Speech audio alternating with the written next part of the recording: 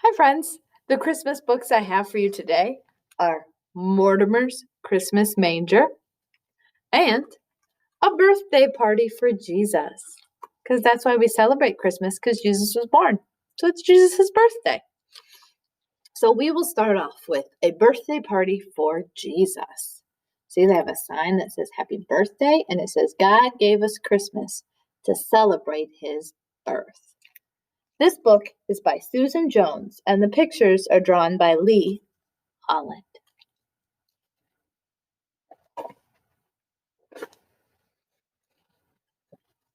There's quite a flutter all through the air. Is it snowflakes? Is it rain? It's an invitation. It's a Christmas. Is it a Christmas party? It's Jesus' birthday, my little bunny, said Mama. Little Bunny was soon snug in his bed. He dreamed about all the birthday toys and treats he wanted when it was his birthday. The next day, he came upon all the animals decorating the forest. He hopped here and he hopped there, asking all the other animals, "Does Jesus want toys like me? Does he want candy like me? Or games?" asked Little Bunny. "No, no, none of those things," answered the hedgehog. Little Bunny didn't understand. Bunny watched as his friends gathered together with their special presents all picked out. He looked around, and what did he see? All his friends celebrating Jesus underneath the tree. He wanted to join them, but he still didn't know what gift to bring. How do you think the little bunny's feeling? Maybe a little sad, maybe a little confused. But what does he want for his birthday? Little bunny insisted. "Take a look over here, my friend," said Badger. Little Bunny looked closer at all the gifts and was surprised to see that they had words written on the tags. Were these wishes the animals' presents? Honesty, kindness, friendship, mercy, charity, faith, peace, and hope. "Can I make one too?" asked Little Bunny. "I know just what he'd like, and I think I'd like it too," said Little Bunny, grabbing a box and a marker. "This is what I want to give Jesus for Christmas. Do you think he'll like it?" Little Bunny's present says, "Love." "Yes, Little Bunny," said Mama. "Love is the greatest gift anyone can give on Christmas. We love Jesus because he loved us first. Love is the whole reason Jesus was born." Little Bunny understood. Jesus' birthday is about a love so great it overflows to everyone around you. His heart full, Little Bunny whispered, "Happy birthday, Jesus." The end. And the other book today, friends, is Mortimer's Christmas Manger. We know from Jesus' time that Jesus was born in a manger. So we'll have to see if it talks about Jesus or the manger or the stable where Jesus was born. We'll have to see. But this one was written and illustrated by Karma Wilson and Jane Chapman.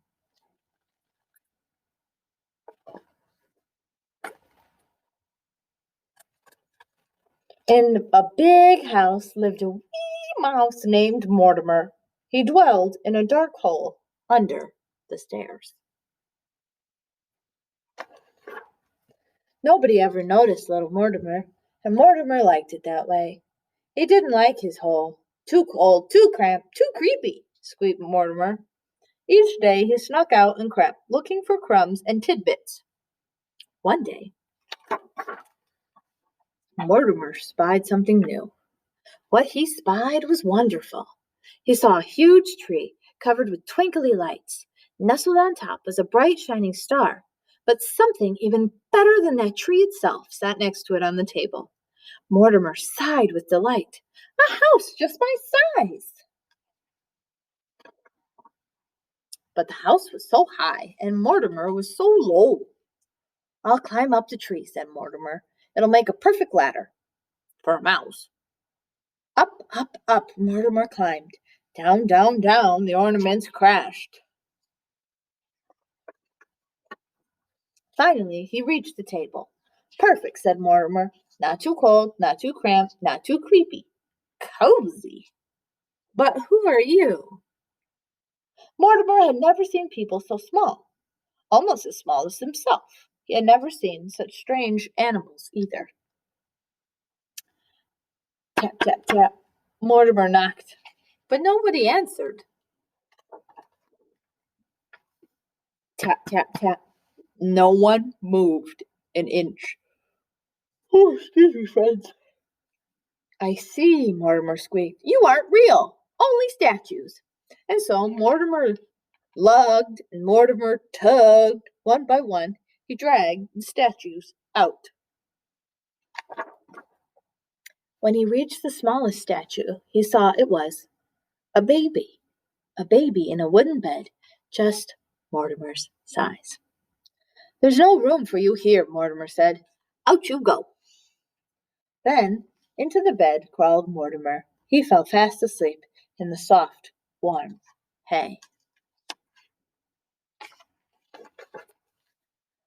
The next day, as Mortimer crept about, he found good things to eat, cookie crumbs, fruit cake morsels, and spicy peppermint candy.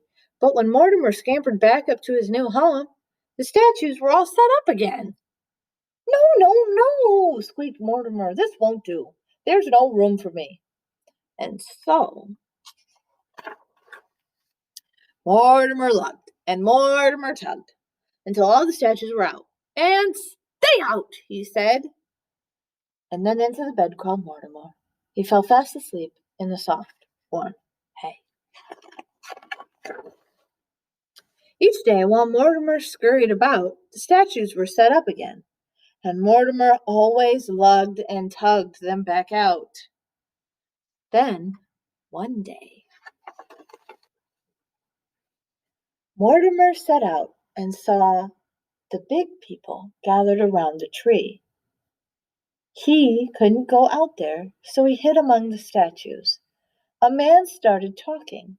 Mortimer listened, and what he heard was wonderful. See, he's right there. Since it is Christmas Eve, I shall tell the Christmas story, said the man. A long time ago, in a little town called Bethlehem, Mortimer heard about the people named Joseph and Mary and a bright shining star.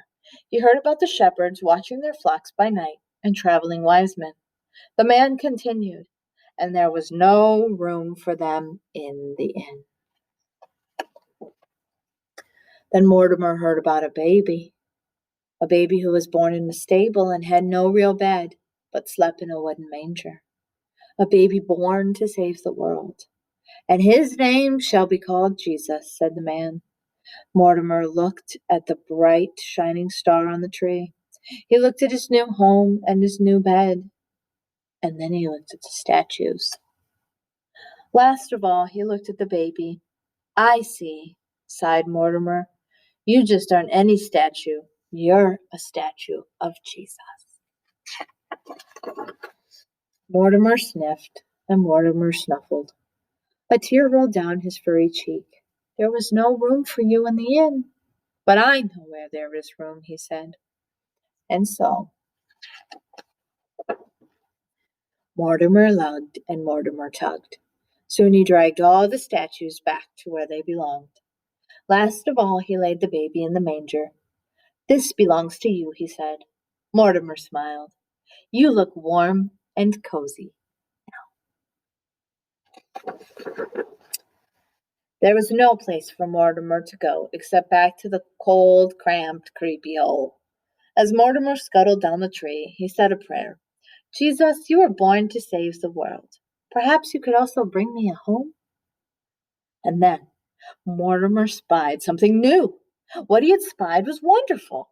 Mortimer sighed with delight. a house just my size. There were no statues in sight. And so Mortimer moved right in. Thank you, Jesus, said Mortimer. You've made room for me, too. He moved into the gingerbread house. The end. Thank you for joining me, friends. I'll see you tomorrow.